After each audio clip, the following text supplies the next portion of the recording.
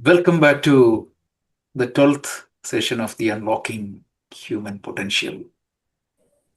As you all know, we have been discussing Shloka 13.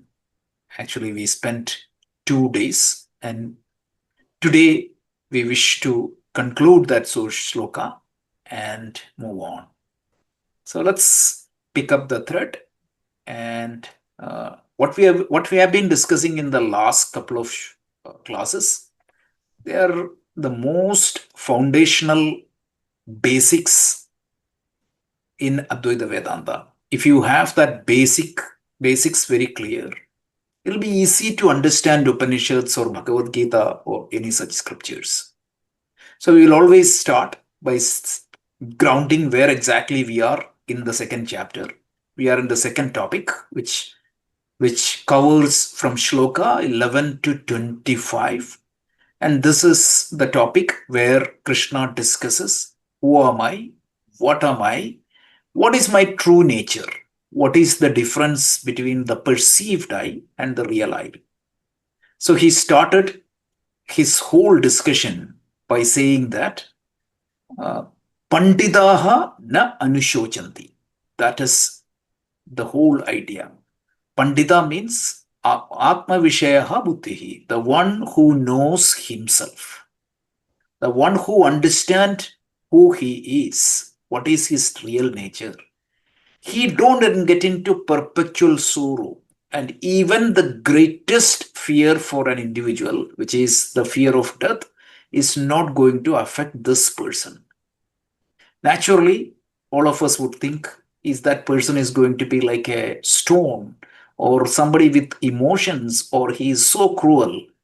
To clarify that, in the next shloka, he said, why the Pandita doesn't anishojanti, doesn't go into a perpetual sorrow mode. The reason is he knows that natve vaham jatu naham nasam natvam neme janatipaha na chaiva na bhavishyamaha sarve vayamata param. There was not a used double negative to emphasize. There was not a time neither you nor me or any of these people were not there, and there won't be a time then they cease to exist. What does that mean? The true core of yourself, the true identity of yourself is indestructible. That means it doesn't come to an end when the body dies. That is why the Pandita knows that truth. The Pamara doesn't know that truth. That is why he gets into a perpetual suffering, because he thinks that the death of a human being is the end of that existence. When you know that it is not an end of that existence, there is no need for that perpetual sorrow. That is what is highlighted in the first shloka. And then there is a apparent difference from the observed phenomena. Like when you look at the people around you, or when you look at yourself, you see that I was born to this world at a particular point of time. That is the birthday. And as time progresses, I had a childhood, I had a youth, and I had a middle age, and I will have an old age, and one day I will come to an end. That is the observed phenomena of our individuality. So Krishna gives a very strong example here. Let's quickly see the shloka, and then we will pick up the thread from there. He said, Dehinosmin yatha dehe kaumaram yauvanam jara tatha dehandara prapti thirat tatra namuhyati. Just like the embodied being, embodied self, experiences transition from kaumaram, yauvanam to old age. Just like that, just like you were there, you remember yourself as a child, you remember yourself as a teenager, you remember yourself as in the current state. You know that your body has changed a lot, but at the very same time, you know that your existence is still there. Just like that, even when the body comes to an end, that existence or that dehi, the word used here is dehi. So there are two words used. One is called deha, the other one is called dehi. Deha is the physical body. So that is why we paused at that place and we try to understand what is the three different dimensions of a human personality. We said on a predominant basis, mainly just for the sake of convenience, there are three major shariras for a human being. The three major dimensions for a human being. The first one is a physical body. Everything you can touch and feel. We spend a lot of time. What is getting born is the physical body. We said that this physical body will go through the sixfold modification. If you remember, asti jayate varthate viparinamate apakshiyate pranashyati. Shatbhava vikara. Sixfold modification is the nature of the human body, and that belongs to the body. And we also paused and saw that all the sense organs, all the organs of action, your brain, the neurons, all the internal organs, anything within the scope of the medical science comes into the physical body. And then we said that just like that there is a physical body, there is a subtle body. And this is what is known as dehi.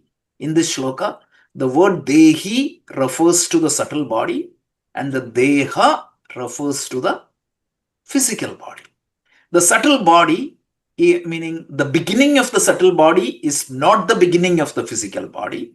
The subtle body is something that is the subtle elements. It is the programming. It is the mind, the functionality of your mind. It is the power of your intellect. It is that creates the sense of I-ness in us. It is the memory, the chitta. And apart from that, it has the subtle powers of the organs of perception and organs of action. If you add all these components together, there are 19 major functionality for this subtle body. The powers of five sense organs of perception, powers of five organs of action, powers of pancha prana, and then the sense of feeling. Then what? The intelligence. It is not the intellect. The intellect is the physical body, whereas the power of intelligence, that is subtle body. And then the chitta. Chitta is not the storage, it is the data that is stored. That is chitta. The storage belongs to the physical body, but what data is stored belongs to the subtle body. If you remember, I paused here and gave you an example. Look at a computer, hard disk.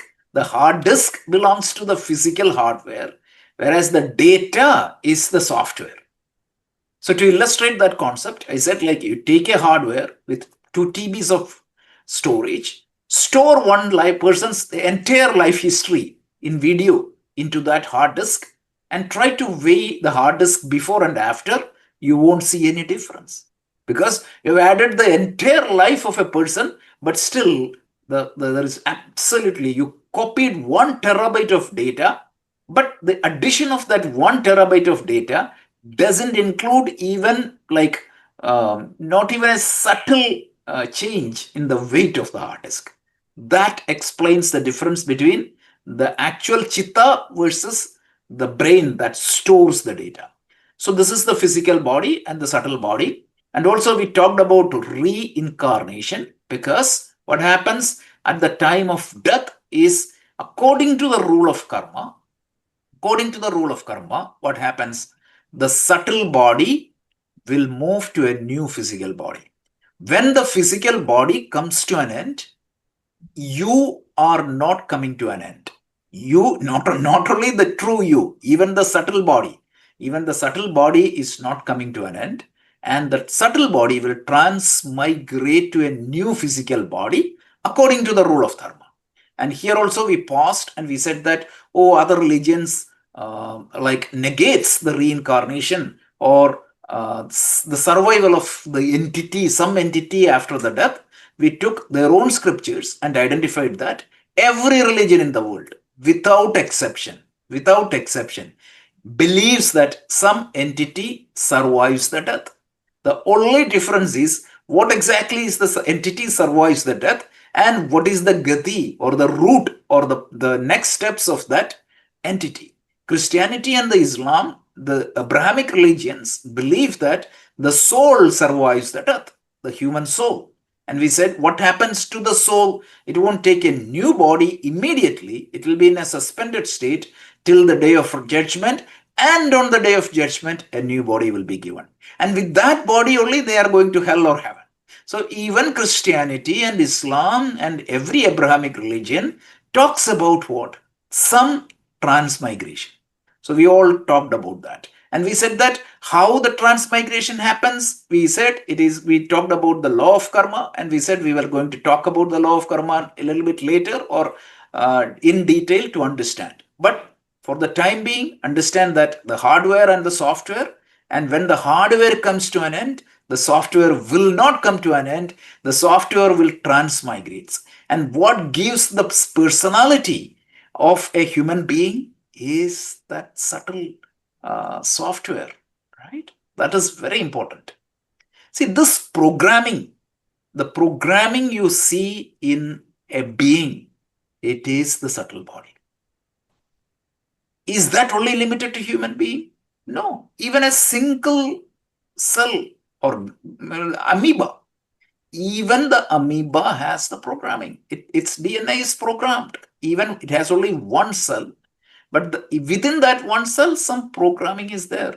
I don't know how many of you read that famous experiment. I forgot the exact name of the experiment. So if you take a slide, put an amoeba there, and if you put some vinegar and sugar, water, what happens? The amoeba will naturally move towards that sugar water and move away from that vinegar. Who taught it? It's programmed, genetically programmed. And when it comes to the human, so a small device, a small camera has its own intelligence nowadays. Even your glasses has the intelligence nowadays, right? Anybody tried Meta AI glasses? It's amazing. Like when you look at something, it will explain you, and when somebody talks to you in Spanish, it will translate that into English on a live fashion. So intelligence is programmed even in the small devices. Internet of Things, this is there. But the power of a supercomputer is million times more than the power of a Meta AI glasses. That is the difference. So the program, the physical body and the subtle body is there even for a unicellular organism and to the most sophisticated human being. But the difference is the performance and the complexity and the ability, just like the difference between a supercomputer and a small Internet of Things. That is the difference. This is the difference between the physical body and the subtle body. Let me pause here and request Avanti to add any other comments. We are repeating this many times because this is very important to understand the self-realization and the upcoming topics. Namaskar. There was a question that came through last week, is that in particular this verse especially, where it's talking about just as you go through childhood, middle age, old age, and death, and you are seeing that something is alive, seeing that way you're forever.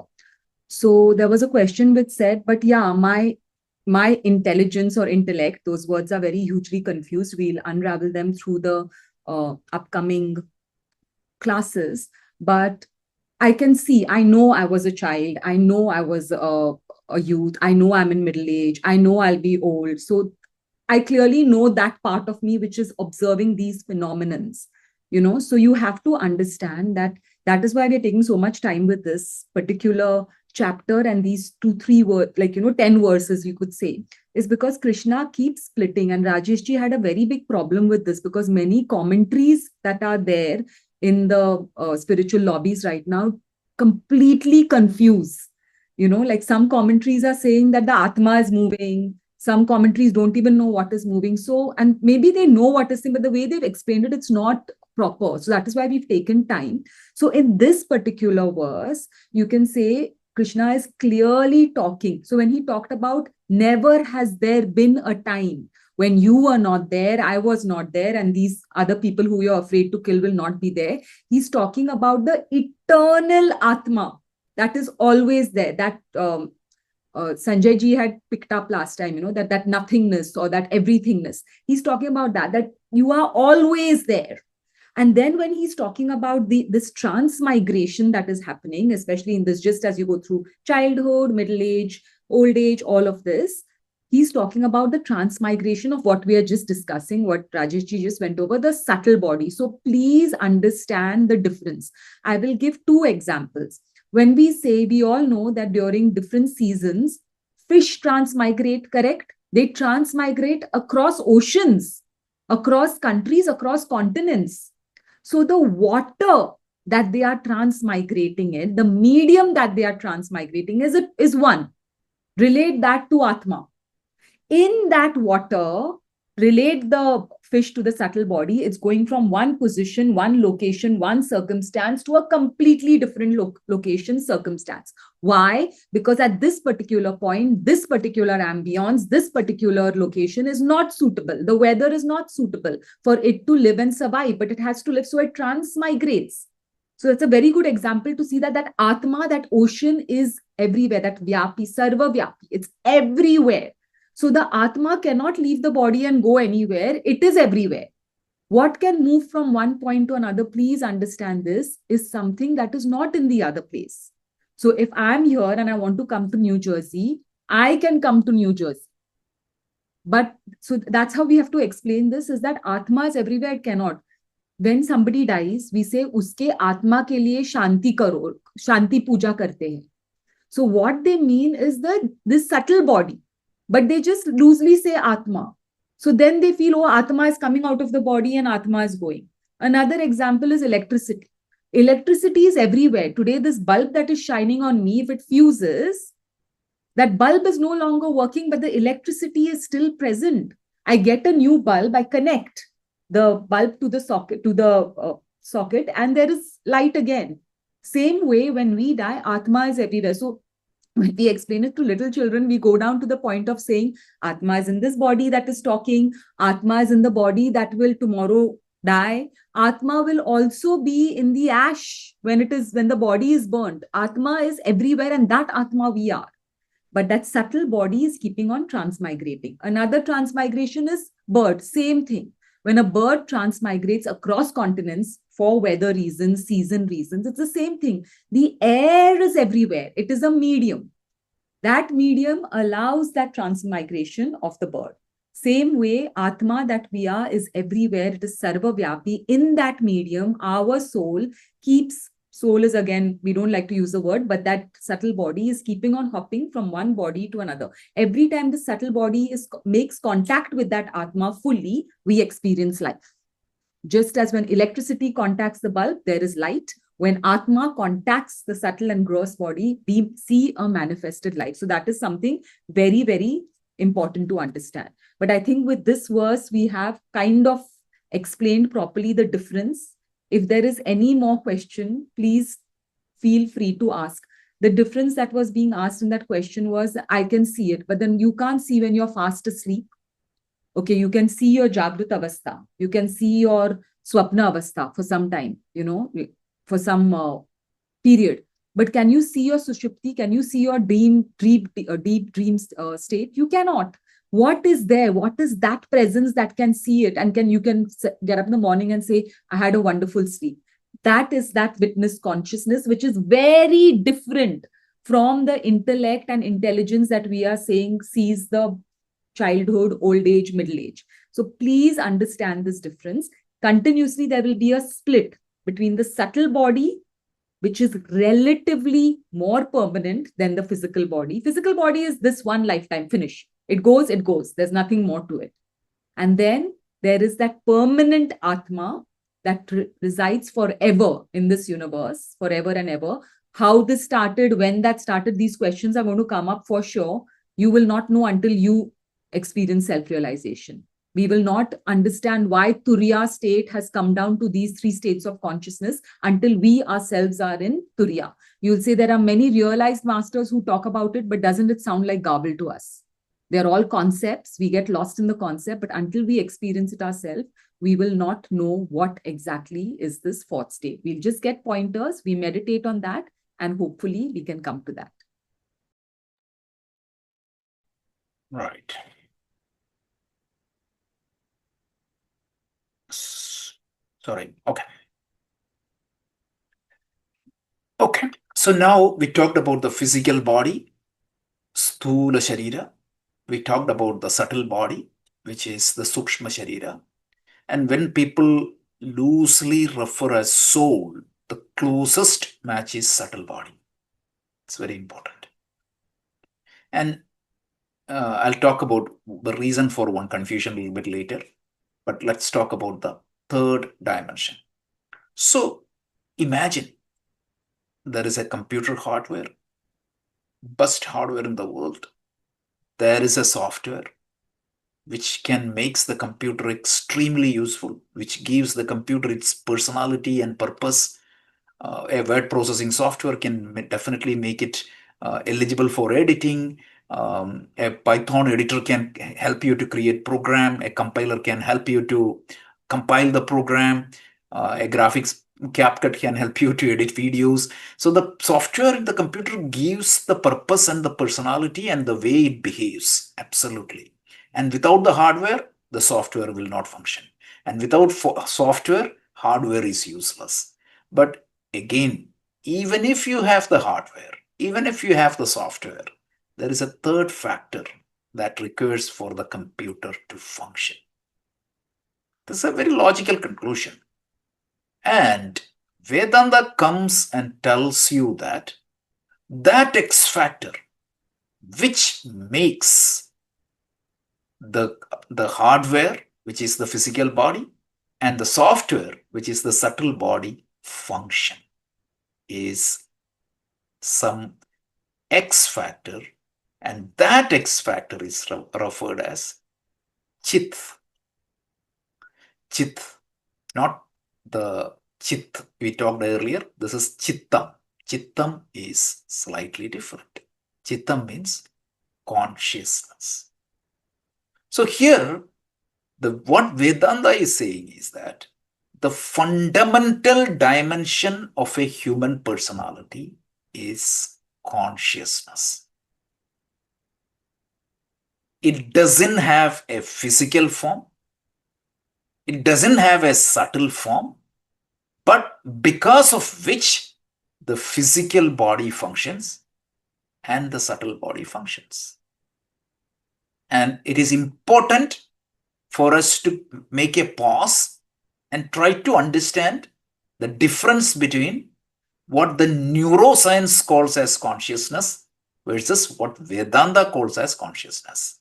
They're entirely different. So if you keep the definition of the neuroscience and try to understand the consciousness in Vedanta, it will fail. So the neuroscience see the consciousness as a function or an attribute of the brain, and the existence of that consciousness called by neuroscience is that make you conscious of something. But the definition of the Vedanta is very clear. Shankaracharya brilliantly defines in almost all the Prakarana Granthas. His definition is that by which you are aware of your thoughts, feeling, and everything. Because the feeling happens in the subtle body, but that feeling will not be known to you without an X factor. The programming is there, like your like for coffee or your like for ice, like meaning your strong like for ice cream or your strong aversion to another food. Your strong like towards a particular movie star or your strong like towards a game and your strong dislike towards another thing. These are all programming, and that programming is in the subtle body. And that program can execute only when there is a physical body, right? Without the brain, the mind will not function. And without the programming of the mind, the brain cannot function. But the brain and the mind cannot function without that X factor, which is known as consciousness. And that is the true self in you. This is exactly what the Vedanta tells. And right now, we don't know that. We don't know what exactly is that consciousness is. We don't know that X factor is. When you don't know something and you are trying to solve an equation, solve that problem, what do you do typically in mathematics? Let's say that I have 50 mangoes. I distributed, everybody came to the International Day of Yoga. I gave 2 mangoes to each person, and finally I got 10 mangoes left. And 20 people came for the yoga session. How many mangoes I brought? What do? You say that, let the total mango be X. Then you try to solve for that X. The entire problem solving in algebra is finding the value of that X. This is a very simple problem. But you see, in the generative AI, for example, if you take GPT-4, which is the latest release in the AI, you know how many parameters are there? 1 trillion. 1 trillion parameters are there. So that much is there. So how that solution is determined is finding the value of that variable. So right now we know that there is an X factor, which is absolutely required for the subtle body to work and physical body to function. And we don't know. So the ancient rishis, what they did was, just like you put XYZ, alpha, beta, gamma, they used a sound symbol, sound syllable to represent that variable. And that sound syllable is known as O. That is O. And the entire spirituality is what? Just like an algebraic problem solving is, you're exploring that value of X. The entire spiritual exercise or spiritual path is finding the value of that Om and directly understanding that. So this consciousness is represented by Om, and this is what is enlivening the subtle body and the physical body. And when Krishna said, Natve vaham jatu nasam natvam neme janadipaha, he was referring your true identity not as the physical body, because Arjuna would come and go, Krishna would come and go, all these rulers of the kingdom will come and go. Not even their subtle body. Yes, when they die, the subtle body will not die, but even there is an end to the subtle body. Those who are curious, the longevity of the subtle body is that one kalpa. So there is a manifestation of this universe according to Vedanta. This universe also flow. It's not like 5,000 back, one fine day the world was created. That's not the idea of Vedanta. Vedanta tells this universe was there, like it's a cyclic process. It manifests, it unmanifests. Again, after some time, it will manifest, and again, after some time, it will unmanifest. It's called differentiated form, undifferentiated form. That is exactly the word used. So when the universe get manifested, the subtle body will be there, will be formed. And when the universe goes to that pralaya, which is the unmanifested form, you look at the word, it is very interesting word, pralayaha. Praharshena layaha. Praharshena means specially merging back. It's not destruction. Shiva don't destroy anybody. It is just pull that back. That's it. And then what happened? Pralaya and Prabhava. This is the word used. Prabhava is the manifestation. Pralaya means the unmanifestation. Differentiated form, undifferentiated form. Right. So this is what the whole idea.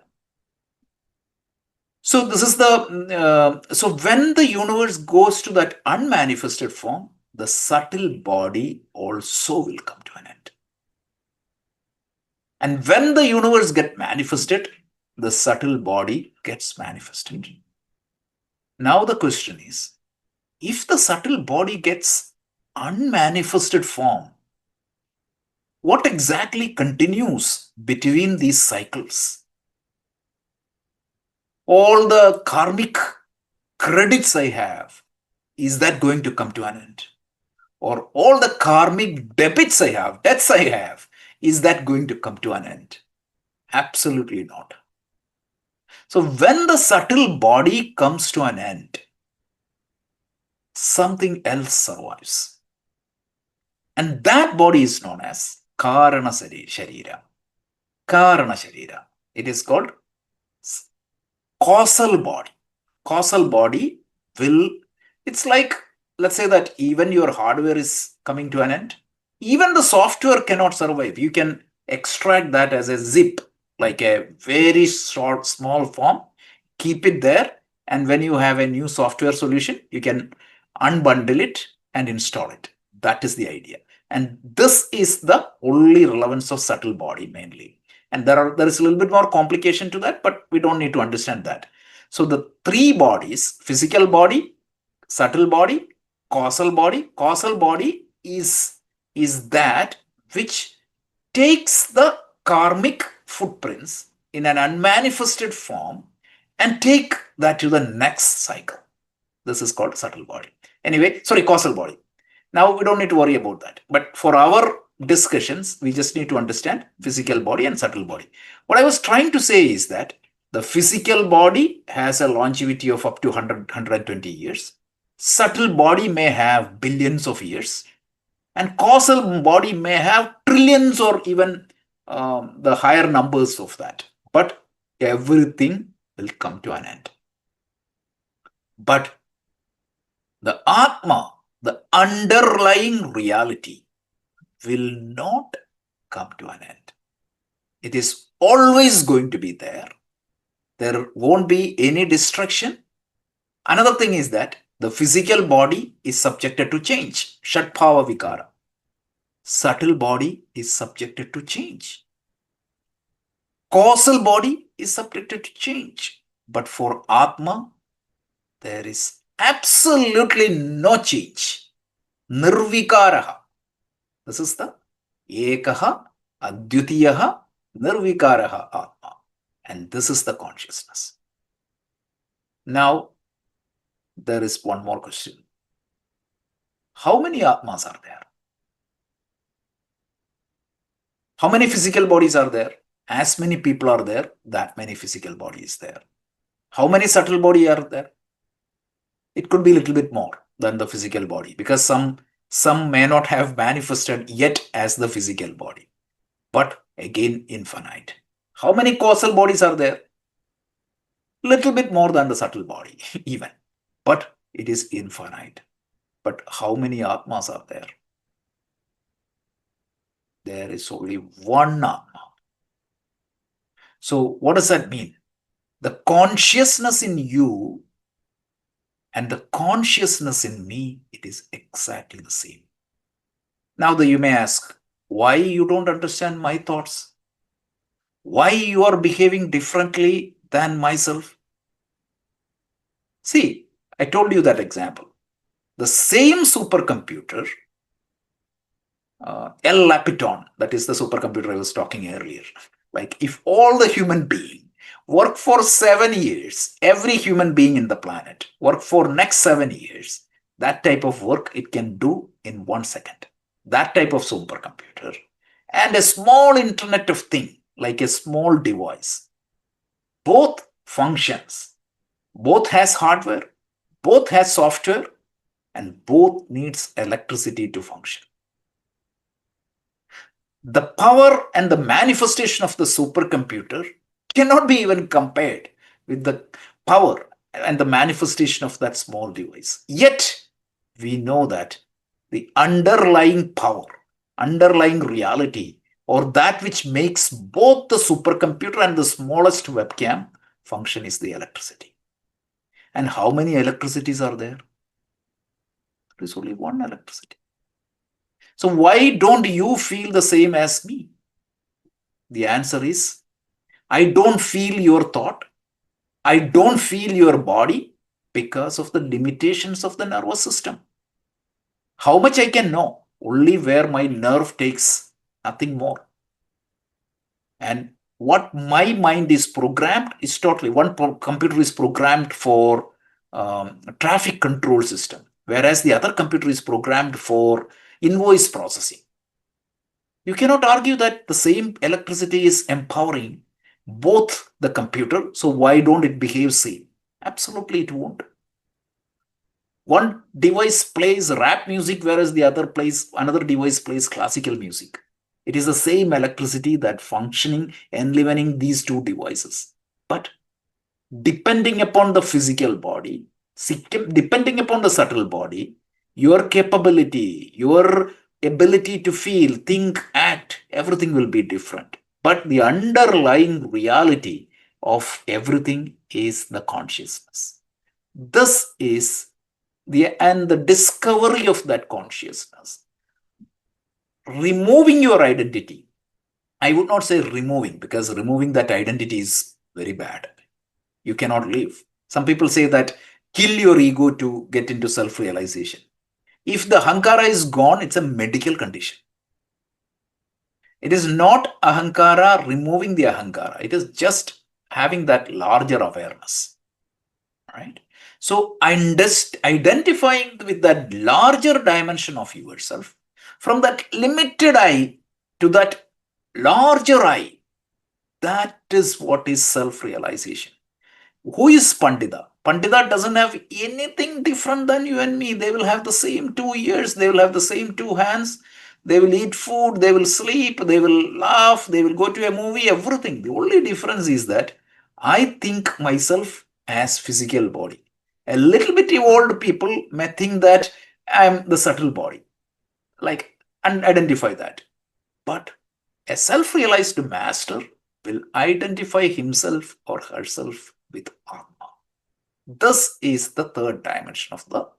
So whenever we talk spirituality or Vedanta or Gita or any scriptures, if these three dimensions are clear, you need to relate to which area this particular shloka is talking.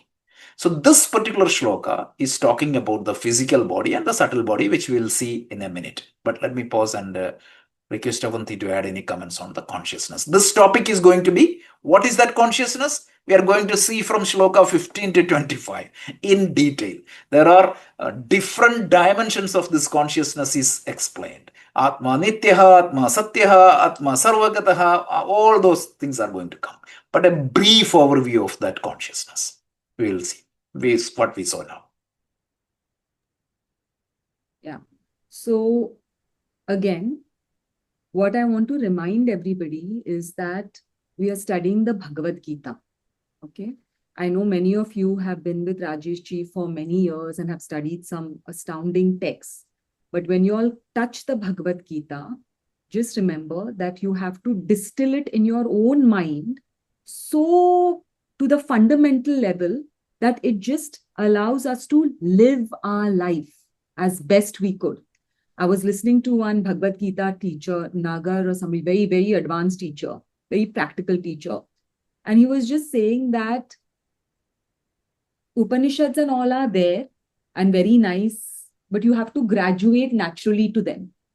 When you're living in this world, especially as you and me are living in this world as grahasthas, make sure you master the Bhagavad Gita. So in that context of mastering the Bhagavad Gita, please be very sure that you'll understand the difference between physical body, subtle body, causal body, and Atma. Now, Atma is something that right now is quite far off for us. Yes, we can look at all this, whatever it's saying, we can meditate on it, but at the moment it's out of reach.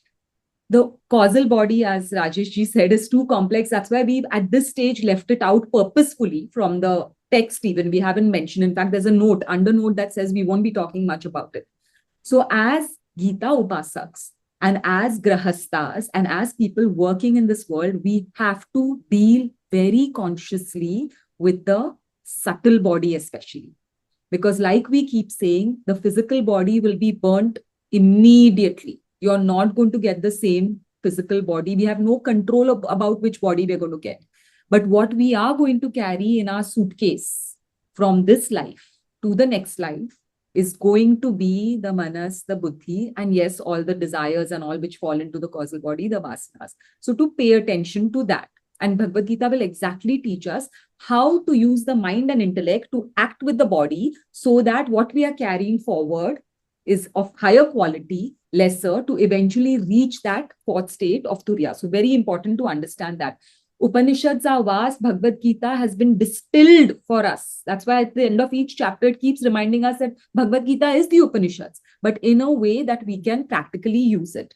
Now, again, going back to that consciousness thing, I love the example of the computer that we keep using, but I also love to just simplify it. I also love the example of electricity. You know, like when Rajesh ji asked that question, why are you different than me? If Atma is made, a very, very strong declaration he threw out there, right? Just now, that Atma is one. So if Atma is one, why am I having a completely different experience in life? And why are you completely having a different experience in life? So again, getting back to basics, you and I have a very different physical body. You look different, I look different. You and I have very different emotions. You care about some things that I couldn't care less about. I care about some things that you couldn't care less about. Intellectually, I understand things. Even spiritually, I understand things differently with my intellect than you understand. All of this is different, but the quantity, I'm saying a very, very simple word, the quantity of the Atmic content that is within you and within me is exactly the same. Why is there one? Why is this Atma making one a sinner and one a saint? That's because of the apparatus. Again, what we have to function on, what we have to focus on, basically the subtle body and the physical body. So in chapter 3, it comes out very, very beautifully where Krishna explains, you know, like I always bring this back to this chapter because why is it in some people we see that consciousness so effulgent? And he talks about those 3 examples, which we'll deal with in the 3rd chapter, of in some people, the consciousness is like, is covered like smoke over a fire. You just do foo and it goes away, and that consciousness is very, very effulgent and visible. In other people, it is like dust over the mirror. So you have to work hard, lots of karma, bhakti, jnana. You have to, like, you know, take some physical effort to wipe out that dust. Then you can see that reflection. And for some people, it is so covered in desires and whatever else, you know, vasanas and all of that, karma and all of that, that it takes a long period of time. It takes 9 months for the baby to come out of the womb. It's compared to a womb and a baby, an embryo in the womb, that it takes its time. So even that's very important for us to understand the difference between, that's why when we say realized person, are you seeing the robe, or are you seeing the effulgence of divinity, which is very, very evident? You can't lie about that, or you can't not identify that. So the more and more we are able to offload that covering, the more and more that same quantity of Atma will be very, very evident in us. So in a sinner, it's completely covered. Sinner, I'm just using a word like that.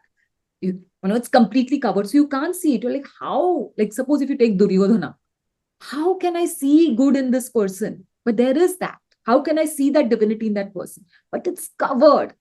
And then when you talk about Krishna, he doesn't even have the smoke over the fire. It's just fully effulgent because there's nothing blocking it. And then in chapter 4, also, when Krishna says that he, again, Arjuna, remember this, Arjuna is not understanding at the first go. Again, he asks the similar question in chapter 4. Why are you telling me this now when you're saying that you've told this to the sun god? How is it possible? How could you have been there to tell the sun god? How are you telling me now? So he says, I know them all the past lives of you and me. You don't know. A very strong statement again by Krishna. This again says the same thing. As long as we are trapped in our physical and subtle body very strongly, we will not have that bird's eye perspective. Forget about past life and future lives. Even in this life, the more unspiritual you are, the more limited to that particular moment you become. And that is why we blow up each moment to our detriment, to our devolution. The more aware we become spiritually, you'll be able to have that bird's eye perspective, at least for this life. So you're able to make better decisions. The things that were asked last time, is it in our hands? Is karma in our hands? Can we change our karma? It depends on, are you a Krishna who can see everything and act accordingly, or are you a Arjuna who's refusing to fight your battle now? And the last thing I'd like to say about Atma, I don't know how many of you all have done Upanishads. I'm sure all of you all have, because this seems to be quite a advanced study group. There's the best way to understand what is consciousness. Keno Upanishad, so sweetly, the first verse, the student asks the teacher, who is God? What is God? What is this consciousness? Second verse, immediately, the Guru says, Shrotrasya Shrotram, year of the year. What Rajesh ji was talking about, he was talking about the subtle body, but going even beyond the subtle body, that power. Shrotrasya Shrotram, year of the year. Manaso Mana, mind of the mind. Vachoha Vacham, the speech of speech, the power of speech. Pranasya Pranaha, life of life. That is God, not what you people worship here. And then later on, 5 times, I think he goes on saying, not what you worship here. That is God. So that consciousness, that electricity which makes everything work, that is God. Not what we keep thinking that, this idol is God or that idol is God, and we are hooked onto that. So read those things if you have access to the Upanishads. It's very simple. Keno Upanishad, this particular verse is very simple to understand because we are explaining it like that. Rajesh is keeping on taking the very high Vedanta angle. So this would be very easy for you to understand. So very beautiful definition. It is the power behind everything, and that power we are. And it's something very beautiful to remember, because when we feel helpless and hapless in our limited bodies, in our limited minds, in our limited intellects, for that one moment to just pull back and think, oh my God, I'm the same Atma that creates galaxies, that spins worlds, is within me. And you're able to, little bit bring down that whole pull of the body and the subtle body and all that, you will see unimaginable feats. This I'm talking from experience. Even when you look at others, Olympic athletes, when they beat human records, where is that coming from? For that period, they have pulled back this body, the senses, and they've allowed that power, that same power, to come out and make a difference in the world. So it's a good thought to keep remembering again and again and again. Last thing I'll say is, keep remembering at the back of your mind, I am Atma, the limitless power. We will see all the different qualities of Atma. And second thing that you must keep remembering is that the subtle body, which is going to be with me, as Rajesh ji said, I was quite taken aback for one whole kalpa. I better keep working on it to refine it, that it's completely surrendered to the Atma and is doing the good things in life that is going to take us to that fourth state. Otherwise, we're just going to be cycling in these loops of pathetic karma, pathetic consequences, nowhere near God that we are. Okay, that completes the discussion of the 3 dimensions of the human personality. And now we can move forward. So we were taking a pause. So from next week onwards, we'll resume. We will continue because this is another. This particular understanding helps me to get some consolation. Yes, truly speaking, my existence is not just limited to the physical body or the subtle body. But there is a problem. How do I live in this world? Is this awareness is going to change all the problems I am going to have? Health problem, finance problem, children problem, other people. So this tapatraya, the 3 sources of pain, is that going to be over? No. So you need to find a way, because they belongs to the world of physical body and the subtle body. How do you deal with that? Krishna is going to explain in the next shloka. And then he is going to focus more on this. Who am I? What am I? The nature of Atma, the consciousness. The word Atma is a little bit confusing, so we wanted to understand that also a little bit in that process and try to answer any questions. So I said like I'll talk about the law of karma. So probably we'll complete that discussion on Atma. Otherwise, it is going to be a big diversion. So once we do that, we'll cover the law of karma. But promise, like we'll do that. So let me pause the recording, and any questions or discussions anybody wants, we can do that now.